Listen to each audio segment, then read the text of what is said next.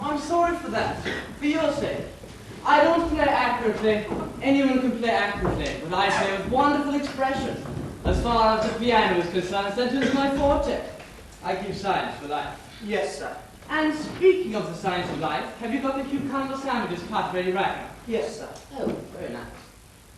Oh, by the way, Lee, I see from your book that on Thursday night when Lord Shorman and Mr. Worthing were dining with me, 8 bottles of champagne were entered as having been consumed. Yes, sir. 8 bottles and a pint. Why is it that at a bachelor's establishment, the servants invariably drink the champagne? I ask merely for information. I attribute it to the superior quality of the wine, sir. I've often observed that in married households, the champagne is rarely of a first-rate brand. Good heavens, is marriage so demoralizing as that? I believe it is a very pleasant state, sir. I've had very little experience of it myself up to the present. I've only been married once, and that was in consequence of a misunderstanding between myself and a young person. I don't think I am much interested in your family life, Dick. No, sir, this is not a very interesting subject. I never think of it myself. Very natural, I'm sure. Thank you, Lynn, that will do. Thank you, sir. Lynn's views on marriage seem somewhat lax. Really. If the lower orders don't set a good example, what on earth is the use of them? There seems a class without no sense of moral responsibility. Mr. Earnest Wilde. How are you, my dear Earnest? What brings you up to town? Oh, pleasure, pleasure. What else should bring one anywhere? Eating, as usual, I see, Algy? I believe it is customary in good society to take some slight refreshment at 5 o'clock.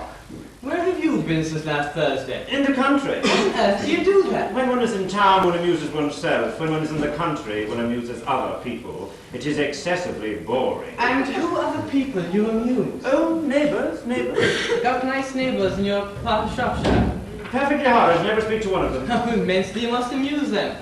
Shropshire is your county, is it not? Shropshire? Oh, yes, of course. Hello, why all these cups?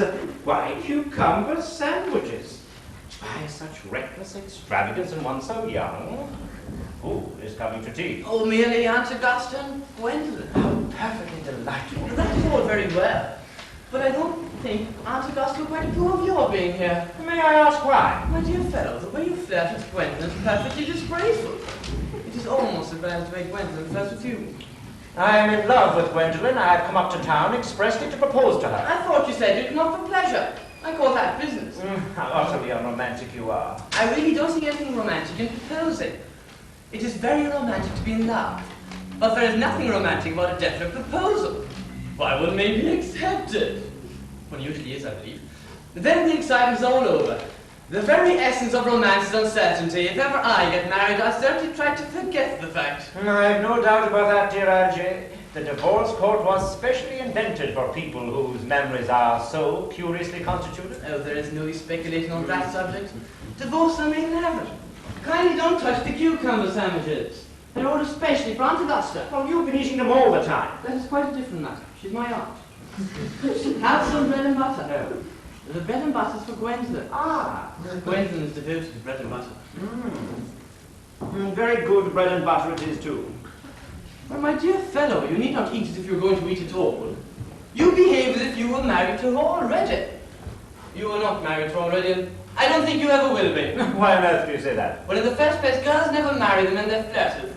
Girls don't think it right. Oh, it's nonsense. It isn't. It is a great truth. It accounts for the extraordinary number of bachelors one sees all over the place. In the second place, I don't give my consent. Your consent? My dear fellow, Gwendolyn is my first cousin. And before I allow you to marry her, you will have to clear up the whole question of Cecily. Cecily? What on earth do you mean? What do you mean, Algy, by Cecily? I don't know anyone of the name of Cecily.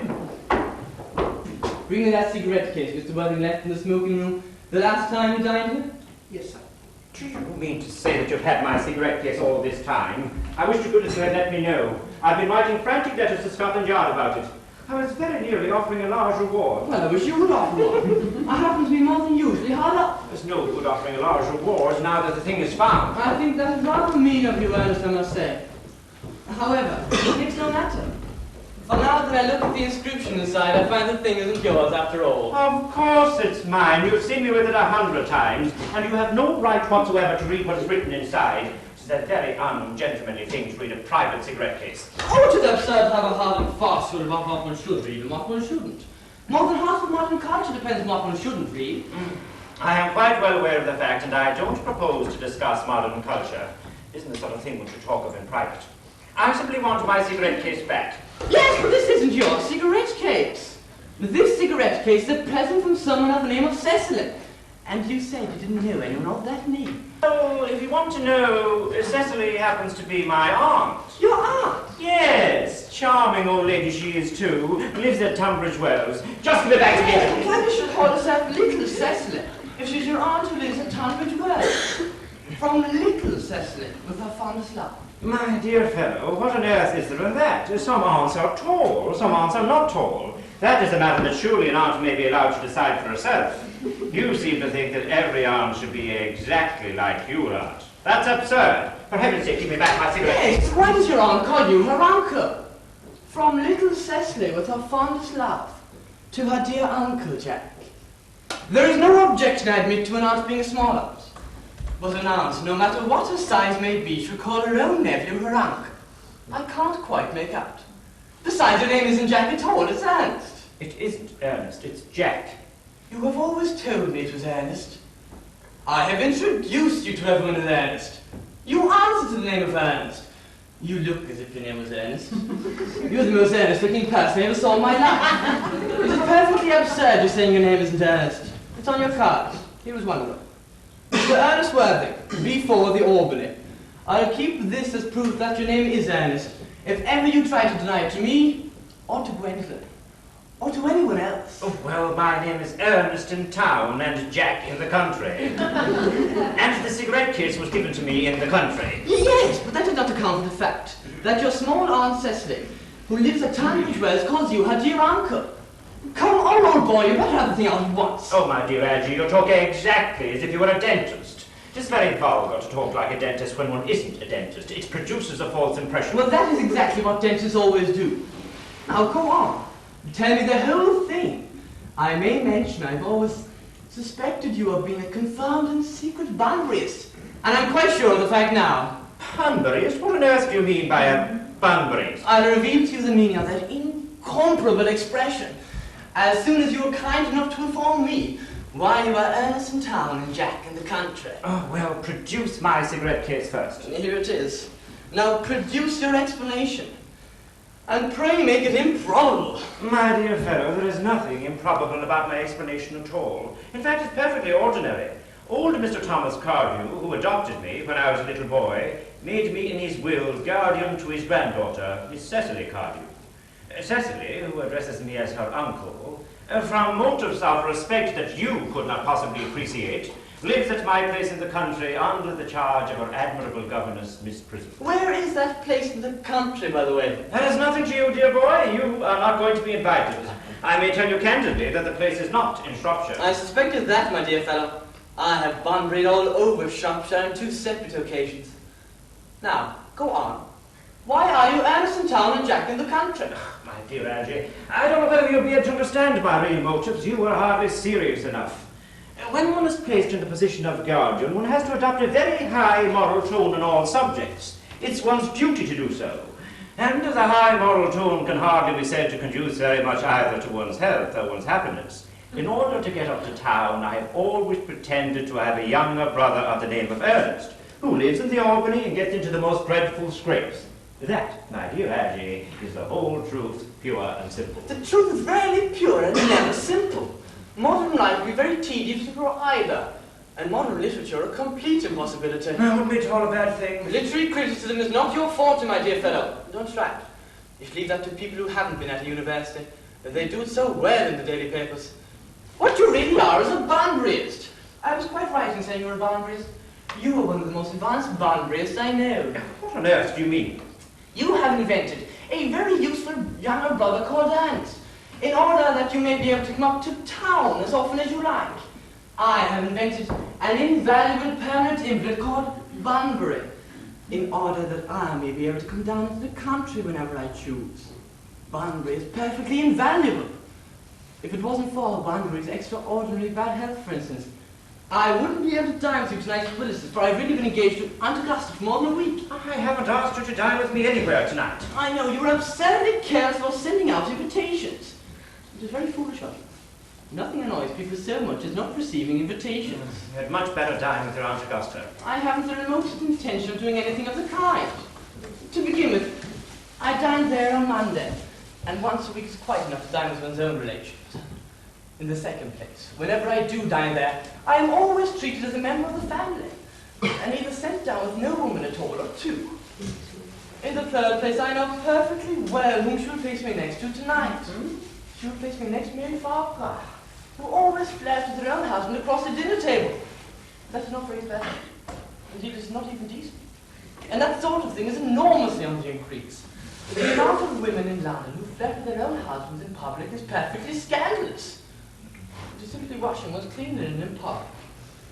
Besides, now that I know you to be a confounded and secret Bunbury, I naturally want to talk to you about it. I want to tell you the rules. I'm not a Bunburyist at all.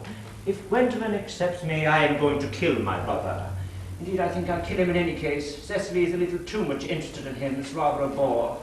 So, I am going to get rid of Earnest, and I strongly advise you to do the same with your invalid friend with that absurd name. Nothing will induce me to part with Bunbury. And if ever you get married, which seems to me extremely problematic, you'll be very glad to know Bunbury. A man who marries without knowing Bunbury has a very tedious time of it. Oh, that's nonsense. It isn't. If I marry a charming girl like Gwendolen, and she's the only girl I ever met in my life that I would marry, then I certainly won't want to know Bunbury. Then your wife will. You don't seem to realize that in married life, 3 is company and 2 is none. That, my dear young friend, is the theory that the corrupt French drama has been propounding for the last 50 years. Yes, and that the happy English home was proved in half the time. Oh, for heaven's sake, don't try to be cynical. It's perfectly easy to be cynical. It isn't easy to be anything nowadays, my dear fellow. There's such a lot of beastly competition about it. Ah, that must be Aunt Augusta. Now, if I get her out of the way for 10 minutes so that you have an opportunity of proposing to Gwendolen, may I dine with you tonight at Willis's? Oh, I suppose so, if you want to. Yes, but you must be serious about it. I hate people who are not serious about meals. It is so shallow of them. Lady Bracknell and Miss Fairfax. Good afternoon, Anton, and I do hope you are behaving very well. I'm feeling very well, Aunt Augusta. That's not quite the same thing. In fact, the two things rarely go together. Dear me, you are smart. I'm always smart. Am I not, Mr. Worthing? You're quite perfect, Miss Fairfax. Oh, I hope I'm not that. It would leave no room for developments. And I intend to develop in many directions. I'm sorry if we are a little late, Anton, and I was obliged to call on dear Lady Harbury. I had not been there since her husband's death. I never saw a woman so altered. She looks quite 20 years younger. It's now. I'll have tea and one of those nice cucumber sandwiches you promised me. Certainly, Aunt Augusta. Gwendolen, won't you come and sit here? Oh, thanks, Mama. I'm quite comfortable where I am. Lady, why are there no cucumber sandwiches left? There were none to be had in the market this morning, sir. I went down twice. No cucumbers? No, sir. Not even for ready money. That will do then. Thank you. Thank you, sir. Aunt Augusta, I am very much disappointed about there being no cucumber sandwiches. Not even for ready money. It makes no matter, Elton, and I had some crumpets with Lady Harbury, who seems to me to be living entirely for pleasure nowadays. I've heard that her hair has turned quite gold from grief. It certainly has changed its colour from what cause I, of course, cannot say. I have a treat in store for you tonight, Algernon. I'm going to let you go down with Mary Farquhar. She's such a nice woman and so attentive to her husband, it's delightful to watch them. I am afraid, Aunt Augusta, I will have to give up the pleasure of dining with you tonight after all. Oh, I hope not, Algernon. You'll put my table completely out. Your uncle will have to dine upstairs. Fortunately, he's used to that. It is a great bore, and I need hardly say a terrible disappointment to me. But the fact is, I have just received a telegram to tell me that my poor friend Bunbury is terribly ill again. They seem to think I should be with him. This Mr. Bunbury seems to suffer from curiously bad health. Yes, Bunbury is a dreadful invalid. I must say, Algernon, I think it's high time Mr. Bunbury made up his mind whether he was going to live or to die. This shilly-shallying with the question is absurd. Nor do I in any way approve of modern sympathy with invalids. Illness of any kind is hardly a thing to be encouraged in others. Health is the primary duty of life. I'm always telling that to your poor uncle, but it never seems to make any difference as far as any improvement in his ailments goes. I should be obliged, gentlemen, if you would ask Mr. Bunbury from me to be kind enough not to have a relapse on Saturday. I rely on you to arrange my music for me. It is my last reception, and one wants something that will encourage conversation, particularly at the end of the season when everyone has practically said whatever they were going to say, which in most cases was probably not much. I'll speak to Bunbury, Aunt Augusta, if he is so conscious. And I think I can promise you he'll be all right by Saturday. The music, of course, is a great difficulty. You see, if one plays good music, people don't listen. And if one plays bad music, people don't talk. But I'll run over the program I've drawn out if you'll kindly come into the next room for a moment. Thank you, Algernon. That is very thoughtful of you. I'm sure the music will be delightful after a few expurgations. French songs I cannot possibly allow. People always think that they are improper and laugh, which is vulgar. German now. German sounds a thoroughly respectable language, and indeed I believe it so. Gwendolen, you will accompany me. Certainly, Mamma. Charming day it has been, Miss Fairfax. Pray, do not talk to me about the weather, Mr. Worthing. Whenever people talk to me about the weather, I always feel quite certain that they mean something else. And that makes me so nervous. I do mean something else. I thought so. In fact, I am never wrong. And I would like to be allowed to take advantage of Lady Bracknell's temporary absence. I would certainly advise you to do so. Mamma has a way of coming back suddenly into a room that I have often had to speak to her about. Miss Fairfax, ever since I met you, I have admired you more than any girl I have ever met. Since I met you. Yes, I am quite well aware of the fact, and I often wish that in public, at any rate, you had been more demonstrative. For me, you have always had an irresistible fascination. Even before I met you, I was far from indifferent to you. We live, as I hope you know, Mr. Worthing, in an age of ideals. The fact is constantly mentioned in the more expensive monthly magazines, and has even reached the provincial pulpits, I am told. And my ideal has always been to love someone of the name of Earnest. There is something in that name that inspires absolute confidence. The moment Algernon first mentioned to me that he had a friend called Earnest, I knew I was destined to love you. You really love me, Gwendolen? Passionately. Darling, you don't know how happy you've made me. My own Earnest. But you don't really mean to say you couldn't love me if my name wasn't Earnest. But your name is Earnest. Yes, I know it is. But supposing it was something else. Do you mean to say you couldn't love me then? That is clearly a metaphysical speculation. And, like most metaphysical speculations, has very little reference at all to the actual facts of real life as we know them. Personally, darling, to speak quite candidly, I don't much care for the name of Earnest. I don't think the name suits me at all. It suits you perfectly. It is a divine name. It has music all of its own. It produces vibrations. Well, really, Gwendolen, I think there are lots of other, much nicer names. I think Jack, for instance, a charming name. Jack? Yes. No, there is very little music in the name Jack, if any at all indeed. It does not thrill. It produces absolutely no vibrations. I have known several Jacks, and they all, without exception, were more than usually plain. Besides, Jack is a notorious domesticity for John. And I pity any woman who is married to a man called John. She would probably never be allowed to know the entrancing pleasure of a single moment's solitude. The only really safe name is Earnest. Gwendolen, I must get christened at once. I mean, we must get married at once. There is no time to be lost. Married, Mr. Worthing? Well, surely, you know that I love you, and you have led me to believe, Miss Fairfax, that you are not absolutely indifferent to me. I adore you, but you haven't proposed to me yet.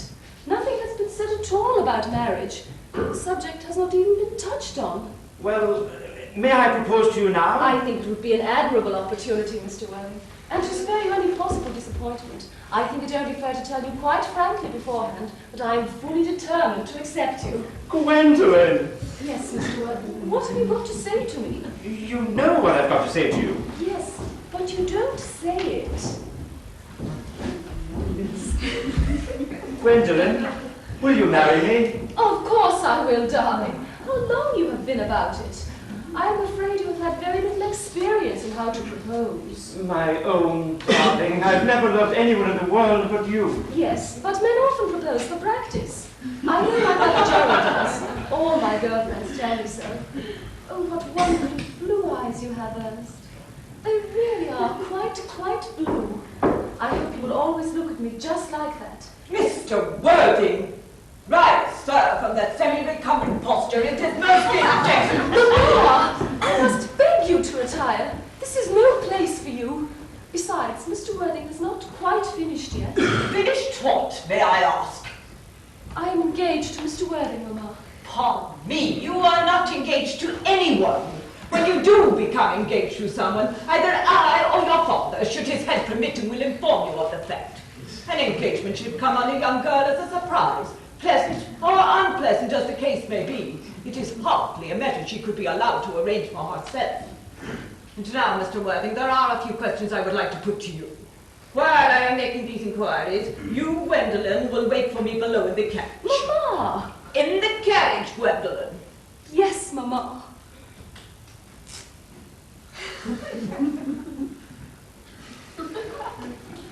Gwendolen, the carriage! Yes, Mamma. You can take a seat, Mr. Worthing. Thank you, Lady Bracknell. I prefer standing. I feel bound to tell you are not on my list of eligible young men, and I have the same list as the dear Duchess of Bolton has. In fact, we work together. However, I am quite prepared to enter your name, should your answers be what a really affectionate mother requires to hear. Do you smoke? Well, yes, I must admit I smoke. I'm glad to hear it. A man should have an occupation of some kind. There are far too many idle men in London as it is. What is your age? 29. A very good age to be married at. I am of the opinion that a man who desires to be married should either know everything or nothing. Which do you know? I know nothing, Lady Bracknell. I'm pleased to hear it. I do not approve of anything that tampers with natural ignorance. Ignorance is like a delicate exotic fruit. Touch it and the bloom is gone. The whole theory of modern education is radically unsound. Fortunately, in England at any rate, education has had no effect whatsoever. If it did, it would prove a serious danger to the upper classes and possibly lead to riots in Grosvenor Square. What is your income? Between 7,000 and 8,000 a year. In land or in investment? In investments chiefly. That is satisfactory. What between the duties expected from one during one's lifetime and the duties exacted from one after one's death, land has ceased to be either a pleasure or a profit. It gives one position and prevents one from keeping it up. That is all that can be said about land. I have a country house with some land, of course, attached to it. About 1,500 acres, I believe. Of course, I don't depend on that for my real income. In fact, as far as I can make out, the poachers are the only people who make anything out of it. A country house? How many bedrooms? Oh, well, that one can be cleared up later. You have a townhouse, I hope. A girl with a non-spoilt nature like Gwendolen's can hardly be expected to reside in the country. Well, I own a house in Belgrave Square, but it is let by the year to Lady Bloxham. Of course, I can get it back whenever I like, at 6 months' notice. Lady Bloxham, I don't know her. Oh, she goes about very little. She's a lady considerably advanced in years. That's no guarantee of respectability nowadays. What number in Belgrave Square? 149. I thought there was something. The unfashionable side. However, that can be altered. Do you mean the fashion or the side? Both, if necessary, I presume. What are your politics? Well, I'm afraid I really have none. I am a liberal unionist. Oh, they count as Tories. They dine with us or come in the evening. And now to minor matters. Are your parents living? I have lost both my parents.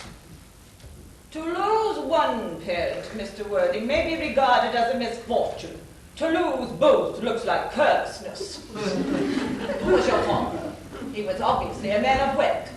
Was he born in what the radical papers would call the purple of commerce, or did he rise from the ranks of the aristocracy? Well, I'm afraid I really don't know. The fact is, Lady Bracknell, I said I had lost my parents. It would be nearer the truth to say that my parents seem to have lost me. I don't actually know who I am by birth. I was found. Found? The late Mr. Thomas Cardew, an old gentleman of very charitable and kindly disposition, found me and gave me the name of Worthing because he happened to have a first-class ticket for Worthing in his pocket at the time. Worthing is a place in Sussex. It is a seaside resort. And where did this charitable gentleman who had a first-class ticket for this seaside resort found you? In a handbag. In a handbag? Yes, Lady Bracknell, I was in a handbag. A somewhat large black leather handbag with a handle to it. An ordinary handbag, in fact. In what locality did this Mr. Thomas or James Cardew find this ordinary leather handbag? In the cloakroom at Victoria Station. It was given to him in mistake for his own. The cloakroom at Victoria Station? Yes, the Brighton line. The line is immaterial. Mr. Worthing, I confess, I am somewhat bewildered by what you have just told me.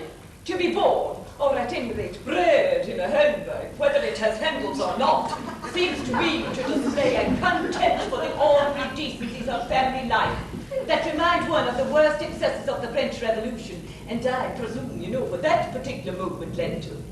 As for the particular locality which the handbag was found, a cloakroom at a railway station might serve to conceal a social indiscretion.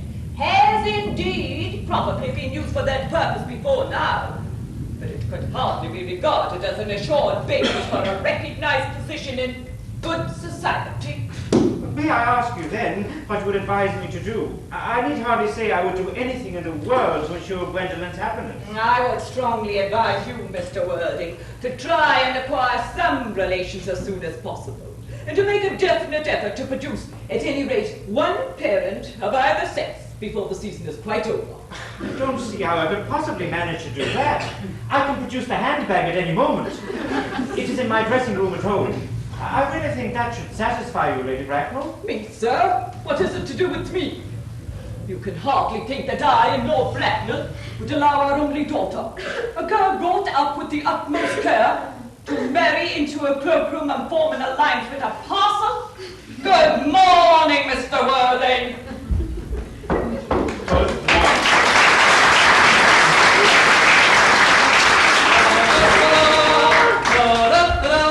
For goodness sake, the ghastly tune, how idiotic you are. Didn't go off all right, old boy. You don't mean to say Gwendolyn refused you.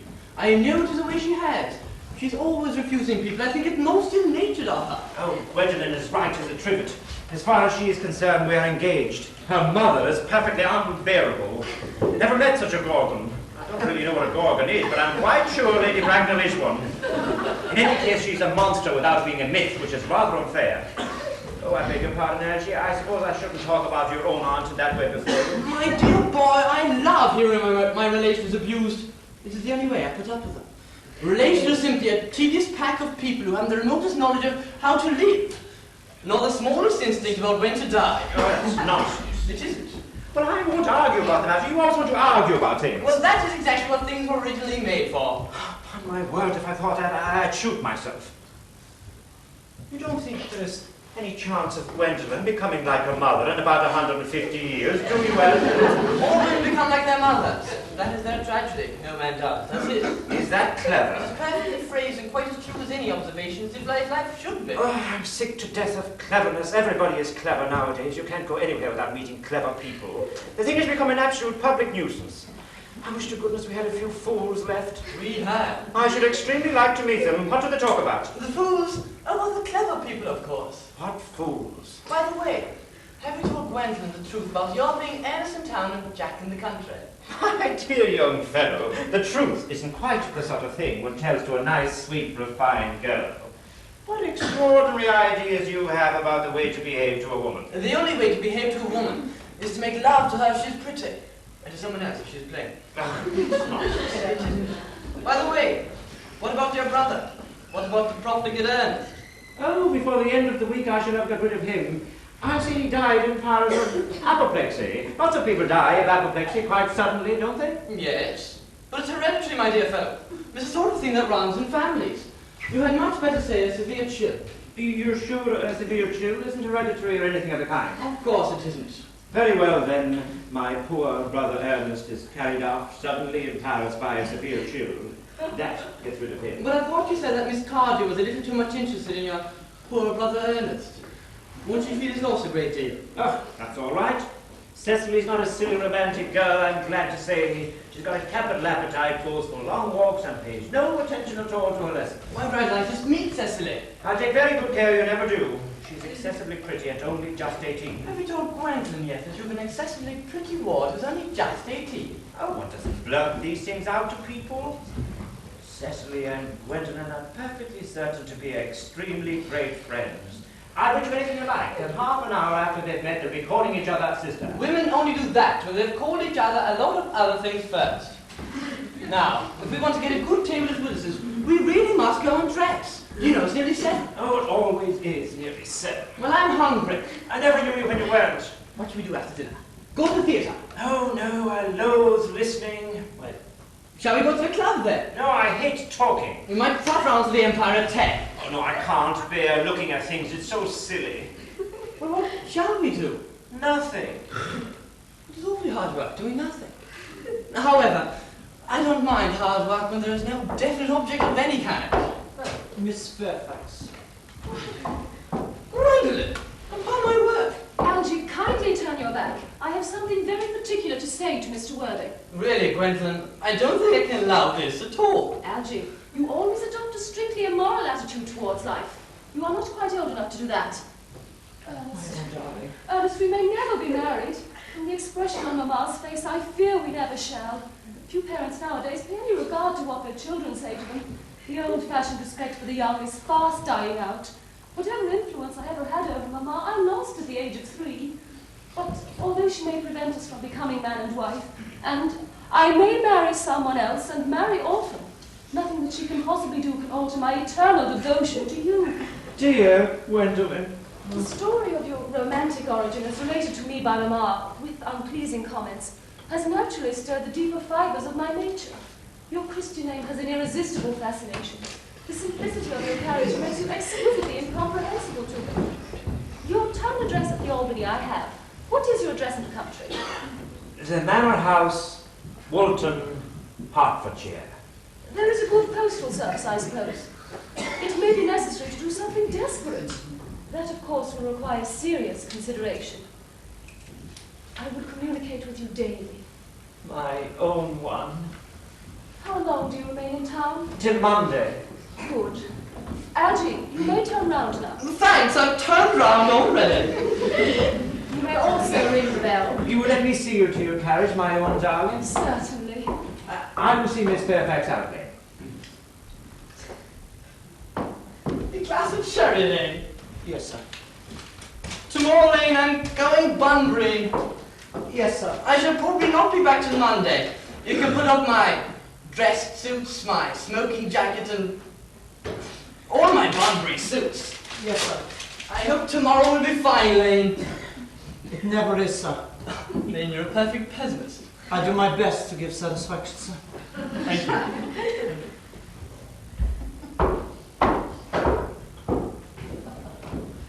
There's a sensible, intellectual girl. The only girl I ever cared for in my life. What on earth are you so amused at?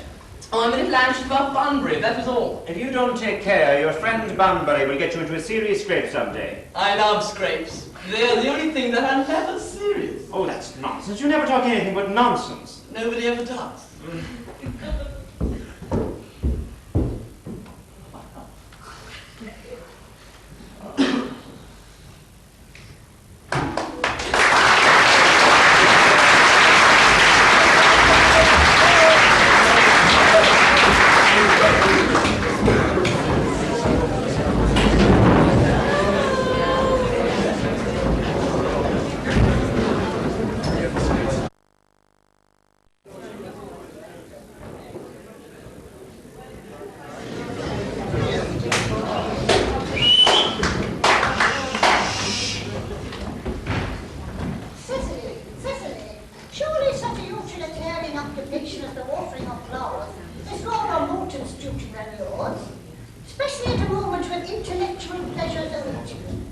Your German grammar is on the table. Pray open it at page 15. We will repeat yesterday's lesson. But I don't like German. It isn't at all a becoming language. I know perfectly well I look quite plain after my German lesson. Child, you know how anxious your guardian is that you should improve yourself in every way. We laid particular stress on your German as he was leaving for town yesterday. Indeed, he always lays stress on your German when he's leaving for town. Dear Uncle Jack is so very serious. Sometimes he is so serious that I think he cannot be quite well. Your guardian enjoys the best of health. His gravity of demeanour is especially to be commended in one so comparatively young as he is. I know no one who has a higher sense of duty and responsibility. I suppose that is why he often looks a little bored when we three are together. Cecily, I'm surprised at you. Mr. Worthing has many troubles in his life. Idle merriment and triviality would be out of place in his conversation. You must remember his constant anxiety about that unfortunate young man, his brother. I wish Uncle Jack would allow that unfortunate young man, his brother, to come down here sometimes. We might have a good influence on him, Miss Prism. I know you certainly would. You know German and geology, and things of that kind influence a man very much. I do not think that even I could produce any effect on a character that, according to his own brother's admission, is irretrievably weak and vacillating. Indeed, I am not sure that I would desire to reclaim him. I am not in the habit of approving of this modern mania for turning bad people into good people at a moment's notice. As a man sows, so shall he reap. You must put away your diary now, Cecily. I really don't see why you should carry a diary at all. I keep a diary in order to enter the wonderful secrets of my life. If I didn't write them down, I should probably forget all about them. Memory, my dear Cecily, is the diary we all carry about with us. Yes, but it usually chronicles the things that have never happened and couldn't possibly have happened. I believe that memory is responsible for nearly all the 3-volume novels that Beauty sends us. Do not speak slightingly of the 3-volume novels, Cecily. I wrote one myself in earlier days. Did you really, Miss Prism? How wonderfully clever you are. I hope it did not end happily. I don't like novels that end happily. They depress me so much. The good ended happily and the bad unhappily. That is what fiction means. I suppose so, but it seems very unfair. And was your novel ever published? Alas, no. The manuscript was unfortunately abandoned. I used the word in the sense of lost or mislaid. But to your words, Cecily, speculations are profitless. But I see dear Dr. Chasuble coming up through the garden. Dr. Chasuble, this is indeed a pleasure. And how are you this morning? Miss Prism, you are, I trust, well. Miss Prism has just been complaining of a slight headache. I think it would do us so much good to have a short stroll with you in the park, Dr. Chasuble. Cecily, I have not mentioned anything about a headache. No, dear Miss Prism, I know that, but I felt instinctively that you had a headache. Indeed, I was thinking about that, and not about my German lesson when the rector came in. I hope, Cecily, you are not inattentive. Oh, I'm afraid I am. That is strange. Were I fortunate enough to be Miss Prism's pupil, I would hang upon her lips. But metaphorically, my metaphor was drawn from bees. Mr. Worthing has not returned from town, I suppose. We do not expect him back till Monday afternoon. Ah, yes. He usually likes to spend his Sunday in London. He's not one of those whose sole aim is his enjoyment. And as by all accounts, an unfortunate young man his brother seems to be.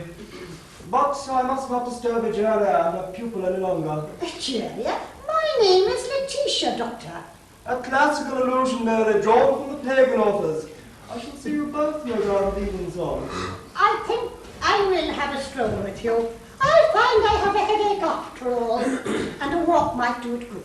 With pleasure, Miss Prism, with pleasure. Perhaps we might go as far as the schools, in fact. That would be delightful. Cecily, you will read your political economy in my absence. The chapter on the fall of the rupee you may omit. It is somewhat too sensational. Even these metallic problems have their melodramatic side.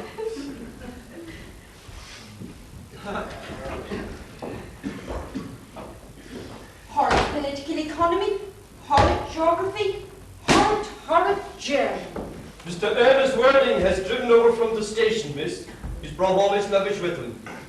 Mr. Ernest Worthing, before the Albany W, Uncle Jack's brother. Did you tell him Mr. Worthing was in town? Yes, miss. He seemed very much disappointed. I mentioned that you and Miss Prism were in the garden. He said he was anxious to speak to you privately for a moment. Ask Mr. Ernest Worthing to come here. I suppose you had better talk to the housekeeper about your room. Yes, miss. I have never met any